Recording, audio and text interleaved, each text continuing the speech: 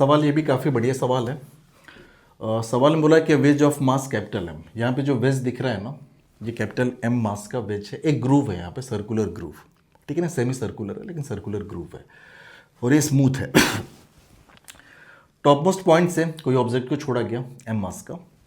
Find the contact force between wedge and left wall. ये जो बाईं वाली दीवार है और जो वेज है, इसके बीच का कॉन्टेक्ट फोर्स आपको निकालना है। When M is at position B, जब ये मास जो होगा ना, ये यहाँ पे आ चुका होगा, इस पोजिशन पे आ चुका होगा, तब का। ठीक है, थोड़ा डायग्राम को हम बड़ा सा बनाते हैं क्योंकि ज़रूरत पड़ेगी हमें। तो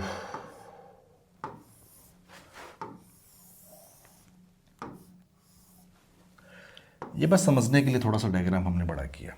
ठीक है, ये आपका सेंटर हुआ करता था। कह रहा है कि यहाँ से छोड़ा गया और रेडियस वगैरह यहाँ पे, चलो रेडियस नहीं दी, रेडियस हम मान लेते हैं। हमने मान ली कि जो रेडियस है ना, इसकी कैपिटल आर के बराबर, चलो हम रेडियस मान लेते हैं। यहाँ से इसको रिलीज़ किया गया। रिलीज़ किया गया मतलब u इज इक्वल्स टू इसका क्या होगा, 0।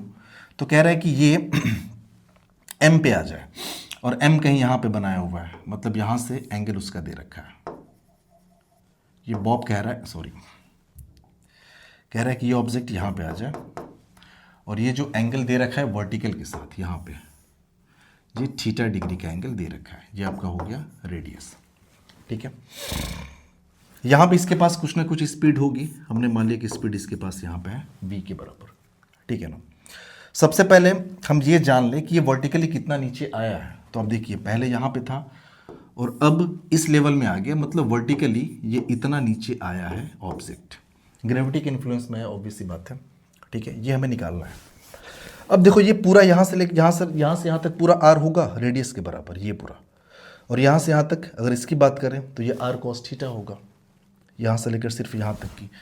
तो ये जो हुआ आपका, ये तो आपका हो जाएगा आर कॉस ऑफ थीटा, मतलब एच बराबर वो आर कॉस थीटा नीचे आए ग्रेविटी के इन्फ्लुएंस में। ठीक है ना। सो इसको हमने मान लिया इनिशियल पोजीशन, जहाँ से कहानी शुरू हुई है, और यहीं तक का हमें कैलकुलेशन करना है, यहाँ तक का। तो इसको हमने मान लिया, चलो इसको नाम दे दें फाइनल पोजीशन यहाँ पे। ठीक है, हम यहाँ पे वी निकालने में अभी इंटरेस्ट रख रहे हैं। तो इनिशियल काइनेटिक एनर्जी कितना है, 0 plus work done by gravity, तो ये हो जाएगा mg और h। चूँकि mg भी नीचे लग रहा है, डिस्प्लेसमेंट भी h नीचे हुआ है, और h बराबर है कितने का, तो h बराबर r cos थीटा के बराबर है। तो ये हो जाएगा mg, चलो h लिख ही देते हैं, इज इक्वल्स टू, ये हो जाएगा हाफ mv²। ठीक है ना। तो ये हो जाएगा mg r cos of theta is equals to half, ये m और ये v², ये कैंसल आउट हो गया, m से m कैंसल आउट हो गया।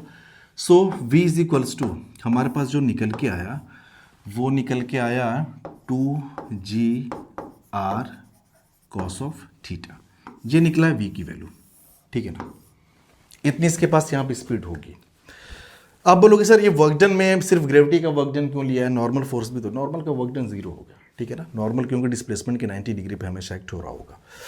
चलो नॉर्मल यहाँ पे हम दिखाई देते हैं, तो नॉर्मल इस पे लगेगा इस डायरेक्शन में। ठीक है ना, एक बात याद रखिएगा, नॉर्मल हमेशा सेंटर के टुवर्ड्स ही एक्ट होगा।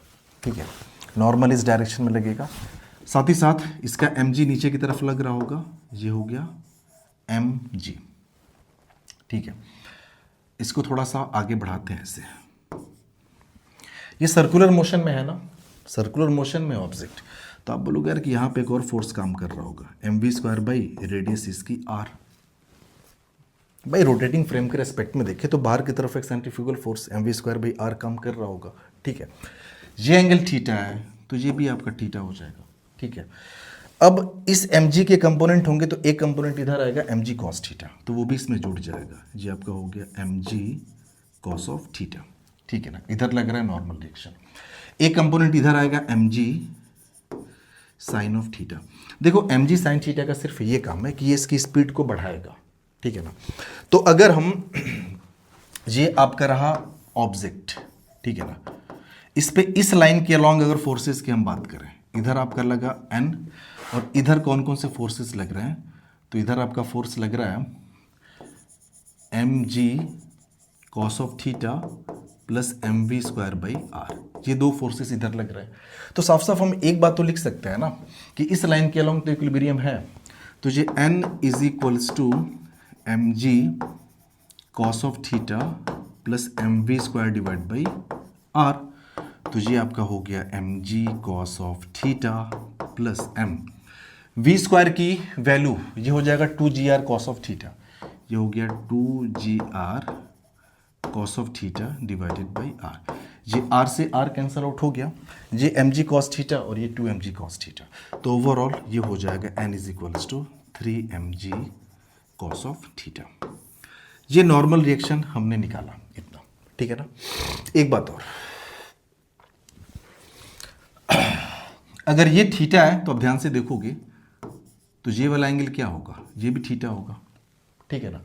तो इस नॉर्मल रिएक्शन का एक इधर कंपोनेंट निकल के आएगा, ये आपका हो जाएगा n कॉस ऑफ थीटा, ठीक है, और एक कंपोनेंट इधर निकल के आएगा n साइन ऑफ थीटा। तो देखिए ऑब्जेक्ट पे जो नॉर्मल रिएक्शन के फोर्सेस हैं वो हम दिखा रहे हैं। इधर वाला निकला है आपका n साइन ऑफ थीटा और नॉर्मल रिएक्शन का इधर जो निकला है वो निकला है n कॉस ऑफ थीटा, ठीक है। ये लगा है ऑब्जेक्ट के ऊपर, ये जो बॉल या जो ऑब्जेक्ट ये m मास का है जो यहाँ पे ग्रुप में छोड़ा गया, ठीक है। ये जो नॉर्मल रिएक्शन है तो इंटरनल फोर्स है ना, एक्शन रिएक्शन पेयर यहाँ पे काम करेगा। अब बोलोगे यार कि अगर इस ऑब्जेक्ट पे इस डायरेक्शन में n साइन थीटा लगा है ना और एक इस वेज ने लगाया है, तो वेज पे इस बॉल ने, ये जो m मास का बॉल है वो वेज पे इस डायरेक्शन में एक फोर्स लगाएगा, इतना ही फोर्स लगाएगा n साइन ऑफ थीटा के बराबर, ठीक है।